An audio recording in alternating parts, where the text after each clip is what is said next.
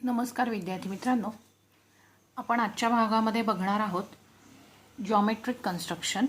Subunit आहे properties of angle of bisector and perpendicular bisector of a triangle. आपण कालच्या भागामध्ये अँगल ऑफ बायसेक्टर कसा काढायचा आणि परपेंडिक्युलर बायसेक्टर कसा काढायचा हे दोन्ही भाग आपण शिकलेलो आहोत. आता त्यांच्या प्रॉपर्टीजचा उपयोग कशासाठी केला जातो ते आपण पाहणार आहोत. Properties of angle bisector of a triangle. त्यासाठी पहिल्यांदा आपल्याला कृती करायला दिलेली आहे. Draw any triangle, draw it's angle of bisector. कोणताही एक ट्रायंगल तुम्हाला ड्रॉ करायचा आहे, त्याचं माप दिलेलं नाही आहे, कोणताही चालेल, ॲक्यूट अँगल ट्रायंगल चालेल, तो तुम्ही ड्रॉ करा. आणि त्या ट्रायंगलमध्ये 3 साईड्स असतात, 3 अँगल्स असतात. ते तिन्ही अँगल्स तुम्हाला बायसेक्ट करायचे आहेत काल शिकवलेल्या पद्धतीप्रमाणे. ते तिन्ही अँगल्स तुम्ही बायसेक्ट करून बघा आणि त्यावरून ह्या खाली विचारलेल्या प्रश्नांची उत्तरं द्यायची आहेत. Solve the following questions. इथे मी तुम्हाला फॉर एक्झाम्पलसाठी एक ट्रायंगल ड्रॉ करून दाखवलेला आहे, ट्रायंगल PQR. या ट्रायंगलमध्ये अँगल P, अँगल Q आणि अँगल R हे 3 अँगल्स आहेत. हे तीनही अँगल्स आपण बायसेक्ट केलेले आहेत. बघा इथे बायसेक्ट केल्यामुळे अँगल Pचे हे 2 भाग झाले आणि ते दोन्ही भाग इक्वल होतात. इथे अँगल Qचे हे 2 भाग झाले, हे दोन्ही भाग इक्वल होतात. म्हणजे हा जर 60 डिग्रीचा असेल सपोज, तर मग हा 30 डिग्रीचा आणि हा 30 डिग्रीचा असणार आहे. काल आपण याविषयी बोललेलो आहोत. तसंच अँगल R असेल तर तोही इथे आपण बायसेक्ट केलेला आहे. 3 angles of bisector of a triangle are intersect in a one point. बघा तीनही अँगल्स जे आहेत ते बायसेक्ट केल्यानंतर ते एकाच पॉईंटमध्ये एकत्र येतात, इंटरसेक्ट होतात. बघा हा अँगल जो आहे त्याचा हा बायसेक्टर आहे, ह्या अँगलचा हा बायसेक्टर आहे आणि याचा हा बायसेक्टर आहे. हे तीनही बायसेक्टर ह्या एका पॉईंटमध्ये इंटरसेक्ट झालेले आपल्याला दिसतात. Therefore bisectors of angles of a triangle are concurrent. त्यामुळे आपल्याला काय म्हणता येईल, bisectors of a angles of a triangle are concurrent, की त्रिकोणाचे जे कोन दुभाजक असतात किंवा अँगल ऑफ बायसेक्टर्स असतात ते कसे असतात, कॉन्क्रंट असतात. कॉन्क्रंट म्हणजेच काय, एकसंपाती असतात. कॉन्क्रंट हा लक्षात ठेवायचा आहे शब्द, की ते तीनही कोन दुभाजक किंवा अँगल ऑफ बायसेक्टर एका बिंदूमध्ये एकत्र येतात, एका पॉईंटमध्ये एकत्र येतात, त्यालाच कॉन्क्रंट किंवा एकसंपात बिंदू असं म्हटलं जातं. आता त्याच्यावर डिपेंड क्वेश्चन विचारला आहे बघा खाली. 3 perpendicular bisectors IA, IB and IC have same length. बघा ह्या आकृतीमध्ये PB, RA हा इकडे R मधून गेलेला आणि हा Q मधून गेलेला इकडे, हे अँगल ऑफ बायसेक्टर आहेत. हे अँगल ऑफ बायसेक्टर I ह्या पॉईंटमध्ये इंटरसेक्ट होतात, याला आपण कॉन्क्रंट असं म्हणतो. आता ह्या पॉईंटमधून आपण इथे परपेंडिक्युलर्स ड्रॉ केलेले आहेत. बघा इकडे हा परपेंडिक्युलर ड्रॉ केला आहे, याचं नाव आहे IC. इथून हा ड्रॉ केला, याला नाव आहे IA आणि हा आहे IB. हे 3 परपेंडिक्युलर आपण ड्रॉ केलेले आहेत, लाल रेघांनी दाखवलेले. यांना म्हणायचं आहे परपेंडिक्युलर्स. आणि हा आहे अँगल ऑफ बायसेक्टर. आता 3 परपेंडिक्युलर बायसेक्टर्स जे आहेत IA, IB आणि IC, IA, IB आणि IC हॅव सेम लेंथ. ह्या प्रत्येकाचे जर आपण लेंथ काउंट केली, मेजर केली, पट्टीच्या सहाय्याने मोजली ह्याची लांबी, तर ती सारखीच येणार आहे का, ही कृती तुम्ही करून बघायची आहे. त्यासाठी तुम्ही जसं मी काल दाखवलं तसं एका कागदावरती तुम्ही त्रिकोण काढून घ्या, तो त्रिकोण कापून घ्या आणि हा जो त्रिकोण आहे हा प्रत्येक व्हर्टेक्सपासून असा दुमडून पहा, की मी हा इथे दुमडला की मला हा अँगल ऑफ बायसेक्टर मिळाला. परत ह्या व्हर्टेक्सपासून मी तो असा दुमडला तर मला इथे हा अँगल ऑफ बायसेक्टर मिळाला आहे. आणि ह्या व्हर्टेक्सला पण मी तो दुमडला असा व्यवस्थित, तर मला इथे तो अँगल ऑफ बायसेक्टर मिळालेला आहे. बघा इथून जाणारा हा, इथून जाणारा हा अँगल ऑफ बायसेक्टर आणि इथून जाणारा हा अँगल ऑफ बायसेक्टर, आणि हा आपल्याला कॉन्क्रंट पॉईंट इथे मिळतो. मग ह्याला आपण काय नाव दिलेलं आहे, आय. आणि हे आहेत ट्रायंगलचे व्हर्टेक्स. मग IA, IB आणि IC. आपण ह्या पॉईंटवरून काय काढलेलं होतं, इथे परपेंडिक्युलर ड्रॉ केलेले होते. असा एक असा एक आणि असा एक. हे जे परपेंडिक्युलर्स आहेत ह्या परपेंडिक्युलरची लांबी सारखी आहे का हे तुम्ही असं प्रॅक्टिकल करून बघायचं घरी आणि त्याच्यावरून तुम्ही ते मोजून लिहायचं आहे. तर ते जे IA, IB आणि IC ची लांबी आहे ती सारखीच येते, कारण हा काय आहे ह्या पॉईंटमधून आपण काढलेला आहे. सो त्याची लांबी जी आहे ती सारखीच येणार आहे. सो त्याचा आन्सर येस असं लिहायचं आहे. Yes, they have same in length. हा प्रयोग तुम्ही घरी करून बघा आणि मग उत्तर लिहा. सेकंड क्वेश्चन आहे बघा. If perpendicular bisector IA of a triangle. आता आपण या आकृतीमध्ये बघितलं की परपेंडिक्युलर बायसेक्टर आहे ड्रॉ केलेला हा IA. Suppose I is a centre of the circle. यामध्ये I जर आपण सेंटर ऑफ सर्कल सपोज केला आणि I ला सेंटर मानून आणि IA ही रेडियस आहे असं सपोज करून आपण जर कंपासमध्ये हे डिस्टन्स घेतलं IA एवढं, सपोज आपण केलं की ही रेडियस आहे आणि I हा सेंटर आहे आणि इथून जर आपण सर्कल ड्रॉ केलं,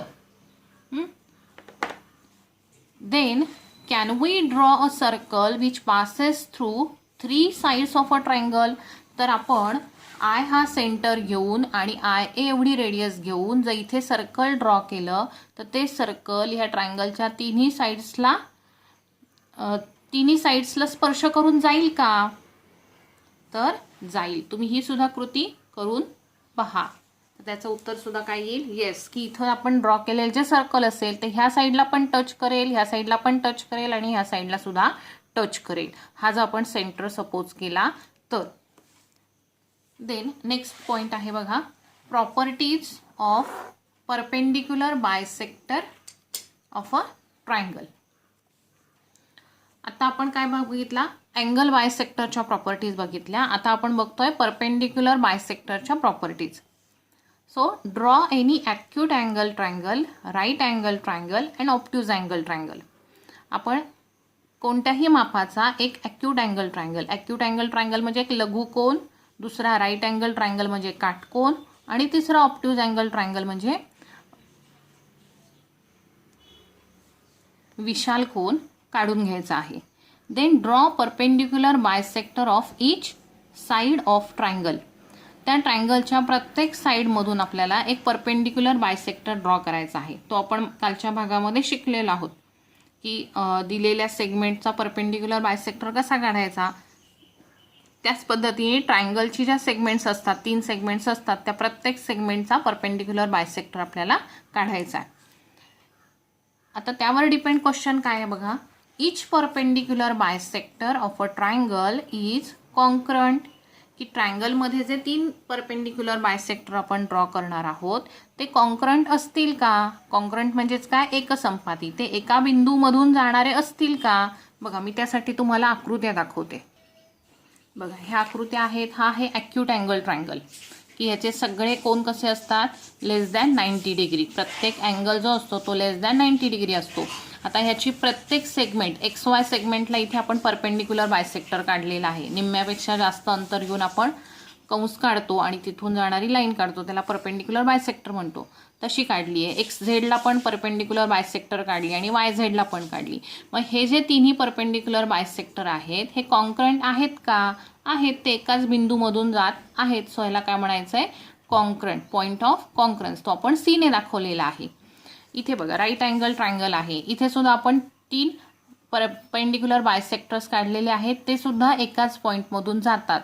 मग हे कॉन्क्रंट आहेत का परपेंडिक्युलर बायसेक्टर? तर आहेत. आता इथे ऑब्ट्यूज अँगल ट्रायंगल आहे. याला सुद्धा आपण परपेंडिक्युलर बायसेक्टर काढलेले आहेत तिन्ही साइड्समधून जाणारे आणि हे सुद्धा एका पॉईंटमधून इंटरसेक्ट होतात किंवा एकाच पॉईंटमधून ते जातात. म्हणून हे सुद्धा 3ही परपेंडिक्युलर बायसेक्टर कॉन्क्रंट आहेत. मग आता आपल्याला या प्रश्नाचं उत्तर लिहिता येईल. Each perpendicular bisector of a triangle is concurrent. So इथे लिहायचं आहे yes. Denote the point of concurrence of a triangle by C. Okay, आपण ह्या 3ही पॉइंट ऑफ कॉन्क्रन्स जे आहेत त्यांना C असं नाव दिलेलं आहे. Measure a distance from point of concurrence to vertex of a triangle. ह्या पॉइंट ऑफ कॉन्क्रन्स पासून जर आपण व्हर्टेक्स पर्यंतचं डिस्टन्स काउंट केलं तर ते किती असेल बघा, इथे हा पॉईंट ऑफ कॉन्करन्स आहे, ह्याचं सी पासून एक्स पर्यंतचं अंतर, सी पासून वाय पर्यंतचं अंतर, इथलं सी पासून झेड पर्यंतचं अंतर. या ट्रायंगलमध्ये सी पासून एक्स पर्यंतचं अंतर, सी पासून वाय पर्यंतचं अंतर आणि सी पासून झेड पर्यंतचं अंतर. कारण एक्स वाय झेड हे काय आहेत, त्या ट्रायंगलचे व्हर्टेक्स आहेत. आणि पॉईंट ऑफ कॉन्करन्स पासून आपल्याला व्हर्टेक्स पर्यंतचं अंतर मोजायचं आहे. Okay. Then observe figure length of C X. बघा, सी एक्सचं अंतर, सी वायचं अंतर आणि सी झेडचं अंतर प्रत्येक ट्रायंगलमधलं सी पासूनचं त्याच्या व्हर्टेक्सपर्यंतचं अंतर सेम असेल का? Then observe figure length of C X, C Y and C Z are equals. हे तुम्ही फिगर ड्रॉ केल्यानंतर तुम्हाला समजेल ते कसं यायला हवं, इक्वलच यायला हवं. तरीसुद्धा तुम्ही आकृती काढून ते प्रॅक्टिकल करून पाहायचं आहे. सो इथे लिहिता येईल आपल्याला येस, इथे ती जी लेंथ असणार आहे ती लेंथ इक्वल असेल. देन नेक्स्ट क्वेश्चन काय बघा, suppose C is the centre and C X is a radius and we draw a circle, then the circle touches all vertex of a triangle. बघा काय म्हटलंय त्यांनी की सी एक्स, सी पासून x पर्यंतचं जे अंतर आपण एखाद्या सर्कलची रेडियस आहे असं सपोज केलं, की हे जे अंतर आहे हे आपण रेडियस आहे असं सपोज केलं. आणि जर इथे आपण सर्कल ड्रॉ केलं, करून दाखवते मी तुम्हाला. इथे जर आपण असं सर्कल ड्रॉ केलं तर हे सर्कल काय करतं की जो ट्रायंगलचे जे व्हर्टेक्स आहेत बघा, ह्या प्रत्येक व्हर्टेक्सला ते टच करतं. ओके, एक मी तुम्हाला करून दाखवलंय, तुम्ही घरी करून बघा. सो आपल्याला क्वेश्चन काय विचारलाय, we draw circle then the circle touches all vertex of a triangle. मग ह्या सर्कलने प्रत्येक व्हर्टेक्सला टच केलेला आहे का? केलेला आहे. सो इथे आपल्याला लिहिता येईल yes. They circle passing through all the vertices. हे जे सर्कल आहे हे प्रत्येक व्हर्टेक्स मधून पास होतं. Circle passing through all vertices of a triangle is called circumcircle. मग अशा प्रकारच्या फिगरला, आकृतीला काय म्हणायचं आहे, अशा प्रकारच्या सर्कलला काय म्हणायचं आहे, सर्क्युम सर्कल. बघा नवीन शब्द आहे, तुम्हाला लक्षात ठेवायचं आहे की जे सर्कल सगळ्या व्हर्टेक्सला पास करून जातं अशा सर्कलला काय म्हणायचं आहे, circumcircle of the triangle. And the centre of the circle is called circumcentre of the triangle. आणि त्या सर्कलच्या सेंटरला काय म्हणायचं आहे, circumcentre of the triangle. बघा दोन नवीन शब्द तुम्हाला कळालेत. अशा प्रकारच्या सर्कलला म्हणायचं आहे circumcircle of the triangle आणि त्याच्या सेंटरला म्हणायचं आहे circumcentre of the triangle. So can we say point C is a circumcentre. So आपण पॉइंट सी ला सर्क्युम सेंटर असं म्हणू शकतो का रे? म्हणू शकतो, कारण इथून हा आपण सेंटर सपोज केलेला आहे आणि सी एक्स एवढी रेडियस पकडलेली आहे आणि इथून हे सर्कल ड्रॉ केल्यानंतर ते प्रत्येक व्हर्टेक्सला टच होतं, म्हणून ह्या सीला आपण सर्क्युम सेंटर असं म्हणू शकतो. तर इथे आपल्याला दोन ऑप्शन दिलेले आहेत, येस ऑर नो. म्हणू शकतो की नाही म्हणू शकत, तर येस, येसला आपण टिक मार्क करूया, येस आपण म्हणू शकतो. त्यानंतर दिलेलं आहे तुम्हाला रिमेंबर धिस, की हे जे महत्त्वाचे मुद्दे आहेत हे महत्त्वाचे मुद्दे लक्षात ठेवायचे आहेत. पहिला आहे बघा, a ray which divides the angle into equal parts are called angle bisector. बघा ज्या रेमुळे अँगलचे दोन इक्वल पार्ट्स होतात त्या रेला आपण अँगल बायसेक्टर असं म्हणतो. Then a perpendicular which divides a line in two equal parts are called perpendicular bisector. जो परपेंडिक्युलर ड्रॉ केल्यामुळे ज्या लाईनचे टू इक्वल पार्ट्स तयार होतात त्या परपेंडिक्युलरला परपेंडिक्युलर बायसेक्टर असं म्हटलं जातं. Angle of bisector of a triangle are congruent and their point of concurrence is called in center. बघा एक ट्रायंगल आपण ड्रॉ केला, त्याचे जर अँगल ऑफ बायसेक्टर काढले तर ते तिन्ही अँगल ऑफ बायसेक्टर एका पॉईंटमध्ये एकत्र येतात, त्याला पॉईंट ऑफ कॉन्करन्स असं म्हणतात. आणि त्याला नाव आहे इन सेंटर. त्या पॉईंटला आपण इन सेंटर, पॉईंट ऑफ कॉन्करन्सला आपण इन सेंटर असं म्हणणार आहोत. त्यातला रिमेंबर दिस मधला फोर्थ पार्ट आहे, पॉइंट आहे perpendicular bisectors of a triangle are concurrent. आपण ट्रायंगलमध्ये 3 परपेंडिक्युलर बायसेक्टर काढले तर त्याचा जो इंटरसेक्टिंग पॉईंट आपल्याला मिळतो, म्हणजे ते 3ही परपेंडिक्युलर बायसेक्टर ज्या पॉईंटमध्ये एकत्र येतात त्यालाच आपण कॉन्क्रंट, एकसंपाती बिंदू असं म्हणतो. And their point of concurrence is called circumcentre. आणि त्या पॉईंट ऑफ कॉन्करन्सला आपण सर्क्युम सेंटर असं म्हणायचं आहे. बघा, परपेंडिक्युलर बायसेक्टर ज्या पॉईंटमध्ये एकत्र येतात त्याला पॉईंट ऑफ कॉन्करन्स म्हणतात आणि त्या पॉईंट ऑफ कॉन्करन्सला सर्क्युम सेंटर असं नाव दिलेलं आहे. Observe the figure and complete the chart. बघा, टाइप्स ऑफ ट्रायंगल. पहिला टाईप आहे ॲक्यूट अँगल ट्रायंगल. काय लिहायचं आहे? Point of concurrence of perpendicular bisector, की ट्रायंगलमध्ये ड्रॉ केलेले जे परपेंडिक्युलर बायसेक्टर आहेत ते ज्या ठिकाणी इंटरसेक्ट होतात त्या पॉईंट ऑफ कॉन्करन्सला काय म्हणतात, किंवा तो पॉईंट ऑफ कॉन्करन्स कुठे असतो. प्रत्येक ट्रायंगलमध्ये तो वेगवेगळ्या ठिकाणी दिसतो. की जसं बघा, हे आकृत्या मी तुम्हाला दाखवल्या. हा आहे acute angle triangle. Acute angle ट्रायंगलमध्ये हा आहे पॉईंट ऑफ कॉन्करन्स, बरोबर आहे. हे आहेत परपेंडिक्युलर बायसेक्टर आपण ड्रॉ केलेले आहेत आणि हा आहे त्याचा पॉईंट ऑफ कॉन्करन्स. मग ॲक्यूट अँगल ट्रायंगलमध्ये पॉईंट ऑफ कॉन्करन्स कुठे आहे? इन सर्कल किंवा इन सेंटरमध्ये आहे. कुठे आहे तो? ट्रायंगलच्या आतमध्ये आहे. सो म्हणायचं आहे इन ट्रायंगल.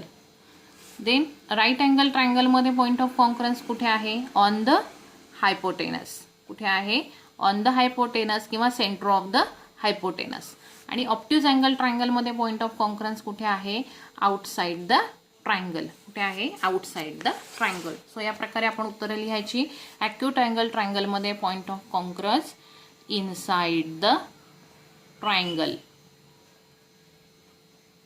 आणि ऑप्ट्यूज अँगल ट्रायंगलमध्ये outside the triangle. Outside the triangle. आणि राईट अँगल ट्रायंगलमध्ये तो centre of the hypotenuse. Hypotenuse जे आहे त्या हायपोटेनसच्या तो सेंटरवरती असतो. आता यावरून तुम्हाला एक असाइनमेंट दिलेली आहे.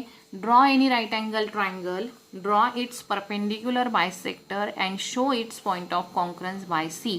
एक तुम्ही राईट अँगल ट्रायंगल, काटकोन त्रिकोण काढायचा आहे आणि त्याचे परपेंडिक्युलर बायसेक्टर्स काढायचे आहेत, म्हणजेच त्याच्या सेगमेंट्स इक्वल पार्टमध्ये डिवाइड करायचे आहेत. And show its point of concurrence by C.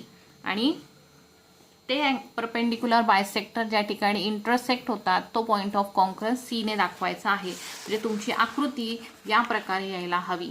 He activity तुम्ही करायची आहे.